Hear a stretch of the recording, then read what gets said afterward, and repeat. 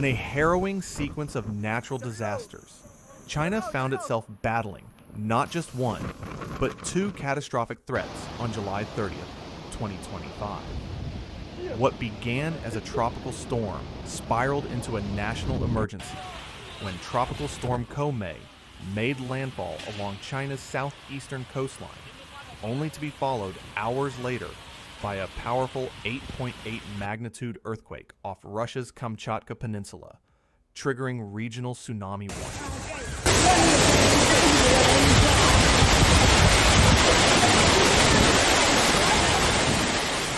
Koumei, while not classified as a super typhoon, struck with surprising ferocity.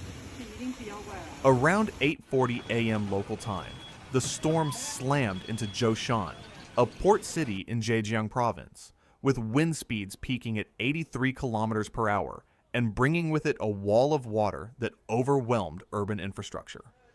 More than 280,000 residents were evacuated from vulnerable coastal regions, particularly around Shanghai and Zhejiang. Emergency officials had declared the highest level weather alert across the region in advance, yet the storm's sudden escalation and unpredictable behavior left many cities under siege. In Ningbo, torrential rains turned streets into rivers. Entire neighborhoods became isolated as floodwaters submerged vehicles and swallowed intersections. First responders faced dangerous conditions, using pumps and barriers to redirect water, though many areas remained inaccessible for hours.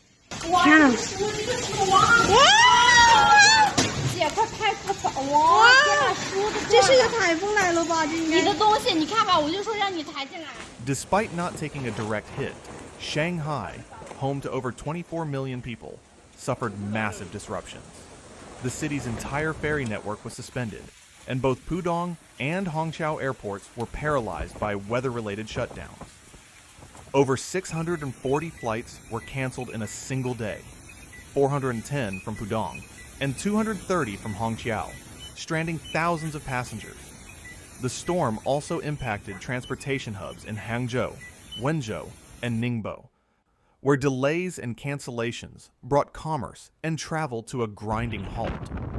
Highway speeds were restricted to under 60 km/h, while train services were ordered to reduce speed or suspend operations entirely.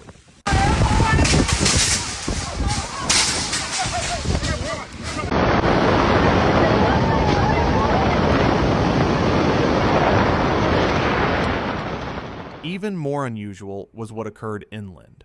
In Chengdu, the capital of Sichuan province, residents were caught off guard by a violent hailstorm. Occurring during the peak of summer, the event was described as apocalyptic by some locals. Skies darkened suddenly in the early afternoon, followed by heavy downpours and wind gusts.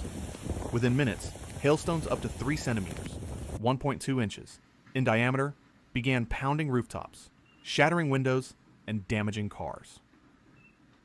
One dealership reported heavy losses with visibly shaken employees, including one who tearfully noted they had never seen hail this size in Chengdu before. In Shuangliu district, fierce winds uprooted trees and damaged power lines, causing widespread blackouts. Businesses closed, roads were jammed, and emergency crews were stretched thin across the sprawling city. Oh shit! Oh my god! Cool. As if one crisis wasn't enough, just as officials were coordinating disaster relief on the eastern seaboard, a magnitude 8.8 earthquake struck off the Kamchatka Peninsula in Russia, nearly 4,000 kilometers northeast of Shanghai. Within minutes, China's National Marine Forecasting Center issued tsunami alerts, warning that waves up to 1 meter, 3.3 feet, could reach the shores of Shanghai and Zhoushan by early evening. Unlike tropical storms that can be tracked and forecast, tsunamis offer little warning, moving swiftly across oceans with devastating force.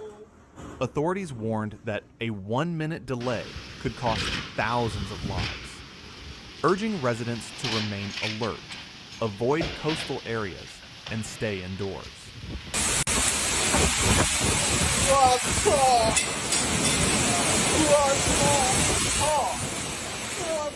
Koumei was never expected to be catastrophic.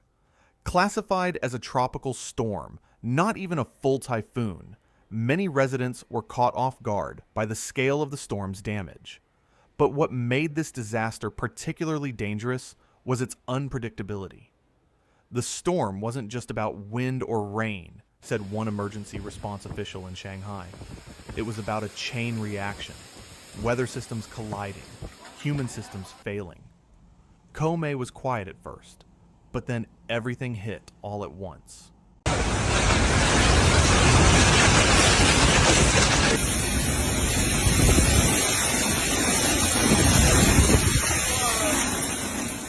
While the storm's wind speeds peaked at 83 km/h, its real impact was in the compound effects: overlapping floods, traffic shutdowns, airport paralysis, power outages, and the looming tsunami. By the time Koumei moved inland, the city had transformed into a test case for modern disaster preparedness. Emergency shelters opened across Shanghai and neighboring provinces. Police cordoned off highways, redirected traffic, and used public messaging systems to issue real-time updates. Search and rescue teams were placed on high alert.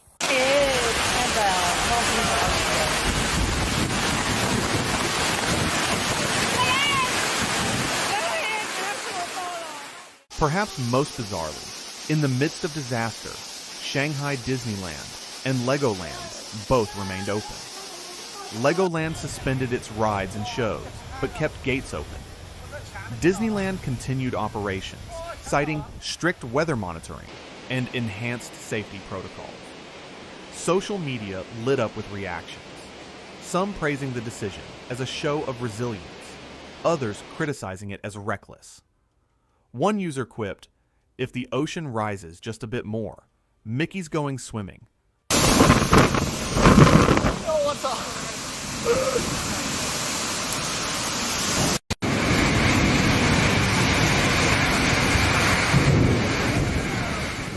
July 30th, 2025 will not be remembered for a super typhoon. It will be remembered for a series of overlapping crises, from the sky, the sea, and deep underground. Koumei wasn't the strongest storm to hit China, but it was among the most chaotic and unsettling. In Shanghai alone, over 280,000 residents were displaced. Tens of thousands of travelers left stranded, and infrastructure pushed to its limits. Emergency authorities responded swiftly and decisively, proving that even in the face of nature's fury, preparedness and coordination matter.